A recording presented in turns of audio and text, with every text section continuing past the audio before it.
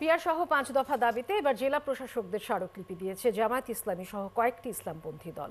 রোববার দলগুলো জেলায় জেলায় মিছিল করে জেলা প্রশাসকদের সাথে দেখা করে। ঢাকা জামায়াতের এক নেতা বলেন, জাতীয় নির্বাচনের দিন নয়, আগেই গণভোট দিতে হবে। কর্মসূচিতে অংশ নেয় বাংলাদেশ খেলাফত মজলিস, ইসলামী আন্দোলন, সমমনা ৭টি দল। মামুন হোসেনের প্রতিবেদন। পিয়ার সহ ৫ দফা দাবিতে ঢাকা সহ দেশের সব জেলা প্রশাসকের মাধ্যমে একযোগে প্রধান উপদেষ্টা বরাবর স্মারকলিপি প্রদান করেছে সমমনা ইসলামী দলগুলো। এরই ধারাবাহিকতায় সকালে ঢাকা জেলা প্রশাসক বরাবর স্মারকলিপি প্রদানের পূর্বে বিক্ষোভ মিছিল করে জামায়াতে ইসলামীর নেতাকর্মীরা। গণভোটের মাধ্যমে জুলাই সনদের আইনি ভিত্তি ও এর মাধ্যমেই আগামী জাতীয় সংসদ নির্বাচনের দাবি করে দলটি।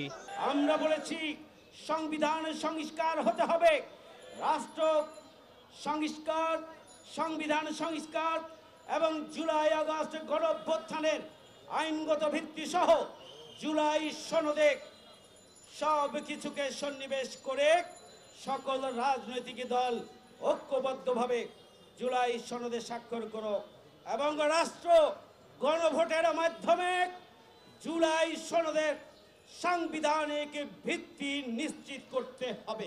একই দাবিতে স্মারকলিপি প্রদান করে ইসলামী আন্দোলন বাংলাদেশ, খেলাফতে মজলিস সহ অন্যান্য ইসলামিক রাজনৈতিক দল।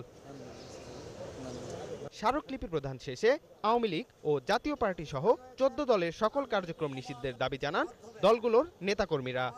আওয়ামী ফ্যাসিবাদের সব দূষরদের রাজনৈতিক কর্মকাণ্ড স্থগিত ও নির্বাচনে অযোগ্য বলে ঘোষণা করতে হবে।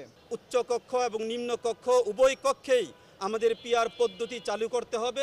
এছাড়া সিরাজগঞ্জ, গাজীপুর, বাগেরহাট, নীলফামারী সহ সারা দেশের জেলা প্রশাসক বরাবর স্মারকলিপি প্রদান করে ইসলামী দলগুলো।